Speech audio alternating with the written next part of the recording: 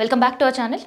So హైదరాబాద్లో భూములు కొనాలంటే ఆల్రెడీ పరిస్థితి ఎట్లుందో మీ అందరికి తెలిసింది. అందుకనే కొంతవరకు సేఫెస్ట్ అని చెప్పి అపార్ట్మెంట్స్ ఆర్ విల్లాస్ వైపే జనాలు మొగ్గు చూపుతున్నారు. కానీ ఇప్పుడు అవి కూడా ప్రభుత్వ ప్లేసుల్లో కట్టి సీజ్ చేసి అండ్ డబ్బులు వసూలు చేసుకునే పన్నగం బాగుతున్న కంపెనీలు కొన్ని అయితే, ఇంకొన్ని కంపెనీలు యథేచ్ఛగా పూర్తిగా 80% ఆఫ్ పేమెంట్ అయిపోయిన తర్వాత కూడా బోర్డు తిప్పేస్తున్న కంపెనీలు ఇంకొన్ని ఫ్లాట్లు ఎప్పుడు హ్యాండ్ ఓవర్ చేస్తారో చెప్పకుండా అక్కడ నుంచి పారిపోయే కంపెనీలు ఇంకొన్ని. సో హైదరాబాద్లో ఇట్లాంటి వ్యవస్థను ఇప్పుడు జరుగుతుంది. ఇండిపెండెంట్ హౌసెస్ ఉంటే ఎప్పుడు హైడ్రా వచ్చి అది ఎక్కడ చెరువు ఉందని చెప్తుందో అనే భయానికి అండ్ దాంతోపాటు హైరేజ్ అపార్ట్మెంట్లో ఉండాలి ఫ్లాట్ అనే ఒక కలకి ఇట్లా చాలామంది కూడా హైరేజ్ అపార్ట్మెంట్స్ పైన మొగ్గు చూపుతున్నారు. కానీ దానికి భిన్నమైన పరిస్థితులు కనిపిస్తున్నాయి. సో ఎక్కడెక్కడ ఎట్లాంటి చీటింగ్స్ జరుగుతున్నాయి అండ్ దాంతోపాటు ఎట్లాంటి కంప్లైంట్స్ రేజ్ చేస్తున్నారు అనేది మనం చూద్దాం.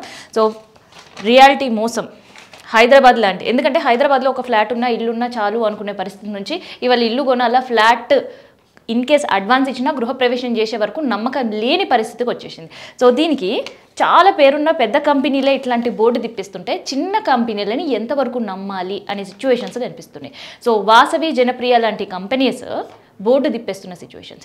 హ్యాండ్ ఓవర్ చేస్తా అనే టైంకి హ్యాండ్ ఓవర్ చేయకుండా చేతులు దులుపుకున్న పరిస్థితిలో బాచుపల్లిలో కంప్లైంట్ రైజ్ చేసి అక్కడున్న దాదాపు 250కి పైగా ఎవరైతే బయ్యర్స్ ఉంటారో 80% కంప్లీట్ చేసి సంవత్సరం వరకు ఆగి ఇప్పటి వరకు వాసవి అర్బన్ నోరు మెదపకపోతే ఇవాళ కంప్లైంట్ చేసి రోడ్డు పైన ధర్నాకు చేసే పరిస్థితి. పోనీ జనప్రియ అంటే సో ఆల్రెడీ వాళ్ళు ఏదైతే బయ్యర్స్కి ఫ్లాట్స్ ఇస్తామని ప్రామిస్ చేసినా 6 నెలలు డిలే ఇచ్చినా ఎలాంటి ఎమ్యూనిటీస్ లేకుండా ఇచ్చి వాళ్ళని ఇబ్బంది పెట్టడం. ఎమ్యూనిటీస్ పక్కన పెడితే కనీసం తాగడానికి నీళ్లు కూడా లేని సిచ్యువేషన్స్లో జనప్రియాలో ఉండే అపార్ట్మెంట్ వాసులు గగ్గోలు పెడుతున్న సిచ్యువేషన్. ఇంకా దాంతోపాటు ఒక మంచి కమ్యూనిటీలో ఇండిపెండెంట్ హౌజో లేదంటే విల్లాస్ ఉండాలి అనుకునే వాళ్ళకి కుచ్చుటోపి పెడుతూ ఏకంగా ప్రభుత్వ భూమిలోనే 1, 2 కాదు 40 విల్లాలు కట్టి అమ్మి చేతులు దులుపుకున్న వైనం. సో ఇట్లాంటి సిచ్యువేషన్స్ చాలా కనిపిస్తున్నాయి. ఎక్కడెక్కడ ఏం జరుగుతుంది అనేది చూద్దాం. సో రెయిన్బో మిడోస్ దాదాపు 27 ఎకరాల భూమి, ఇందులో 1 ఎకరం 6 గుంటలు ప్రభుత్వ భూమి ఉంది. కానీ అది ఎవరికి కూడా తెలియకుండా సో ప్రైవేటు భూమి మిగిలిన ఉన్నది అంటూ ఎవరైతే కస్టమర్స్ బయ్యర్స్ ముందుకు వచ్చిన వాళ్ళకి చెప్పి ఆ విల్లాస్ కట్టి అమ్మి ఇచ్చిన తర్వాత ఒకరు వచ్చిండ్రు. సో రెయిన్బో మిడాస్లో అడుగుపెట్టి ఇది నా భూమి, అక్కడ ఇల్లు ప్రారంభించాలి అనుకునే వాళ్ళని అక్కడుండే విల్లాస్ వాళ్ళు అడ్డుకునే ప్రయత్నం చేశారు.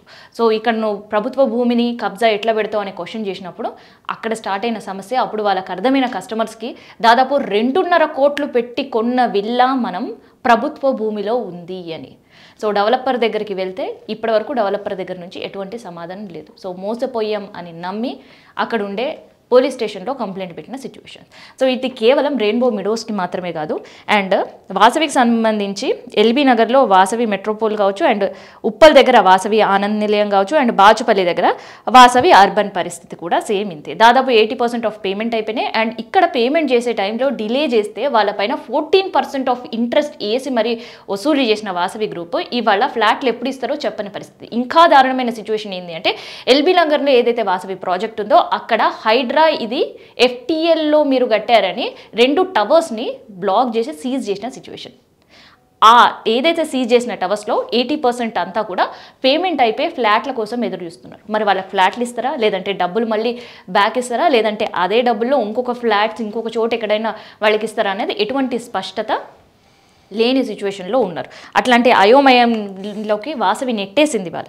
అండ్ దాంతోపాటు లక్ష్మీ నివాస్ రియాలిటీ కంపెనీ, దీని గురించి మనం మాట్లాడుకోవాలి. సో యాదాద్రి ఒకసారి డెవలప్మెంట్ అయిన తర్వాత యాదాద్రి సరౌండింగ్లో ఉండే ఏరియాలన్నీ కూడా అక్కడుండే ఒక రియాలిటీ భూమి, అక్కడుండే అన్ని ల్యాండ్స్కి కూడా రెక్కలు వచ్చిన పరిస్థితులు చూసినాం. సో యాదాద్రి నుంచి కేవలం ఒక 25 కిలోమీటర్లో ఒక అపార్ట్మెంట్స్లో ఫ్లాట్ ఉండాలి అనుకునే వాళ్ళు, కొంతమంది ఇన్వెస్ట్మెంట్ పర్పస్లో ఫ్యూచర్ ఇన్వెస్ట్మెంట్, ఇంకొంతమంది ఇమీడియట్గా షిఫ్ట్ అవ్వాలి అనుకున్న వాళ్ళందరూ కూడా ఆ కంపెనీ నమ్మి అక్కడ డబ్బులు పెడితే ఇవాళ బోర్డు తిప్పేసిన పరిస్థితి. సో ఈ సిచ్యువేషన్స్లో ఎర్లీ బర్డ్ ఆఫర్స్ నమ్మలేము. అండ్ దాంతోపాటు ఎవరైతే ఫస్ట్ కన్స్ట్రక్షన్ స్టార్ట్ చేస్తున్న టైంలో కావచ్చు, లేదంటే ఇండిపెండెంట్ విల్లాలో స్పెషల్ ఆఫర్లు అని కావచ్చు, ఫస్ట్ కమ్ ఫస్ట్ సర్వీస్ లాగా వాళ్ళకి కొంత కన్సెషన్ ఇస్తామని కావచ్చు, ఇట్లాంటివి చెప్పిన మాటల్లో కూడా ఏవి నిజాలు లేవు అని గడిచిన 2 సంవత్సరాల్లో రియాలిటీ మోసాలు ఒక్కొక్కటిగా బయటపడుతున్నాయి. సో పేరున్న కంపెనీలు కొన్నవైతే పెద్ద కంపెనీలు ఇంకొన్ని, అసలు ఇట్లాంటి కంపెనీలు నమ్ముతుంటే మిగతా కంపెనీ సిచ్యువేషన్స్ ఏందో కూడా తెలియని పరిస్థితిలో ఉన్నారు. ఇట్లా 1-2 కాదు, చాలా ప్రైమ్ లొకేషన్స్, హైదరాబాద్లో ఉండే చాలా ప్రైమ్ లొకేషన్స్లో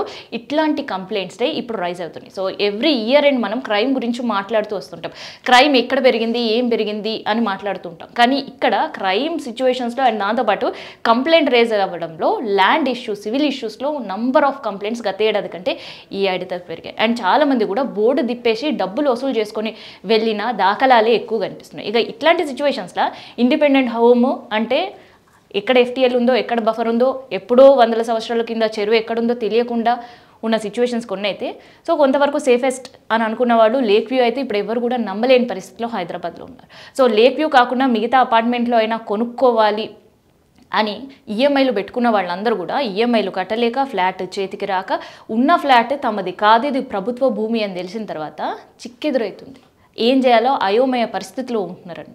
మరి దీనికి చెక్ పెట్టాలంటే ఏం చేయాలి అని అంటే HMDA అప్రూవల్, రేరా అప్రూవల్ అని ఏదైతే అంటున్నారో, సో ఆ 2 అప్రూవల్ కూడా ఇప్పుడుండే అన్ని కేసెస్లో కూడా వాళ్ళకి రేరా అప్రూవల్ లేదంటే HMDA అప్రూవల్లో ఉండి కస్టమర్స్ ఫ్లాట్లు కొన్నారు, కస్టమర్స్ ల్యాండ్ కొన్నారు, కస్టమర్స్ ఇండిపెండెంట్ విల్లాలు కొన్నారు. సో ఇవన్నీ కూడా ఫేక్ అని తేలాయి. అంటే ఇక్కడ మారాల్సింది వ్యవస్థ.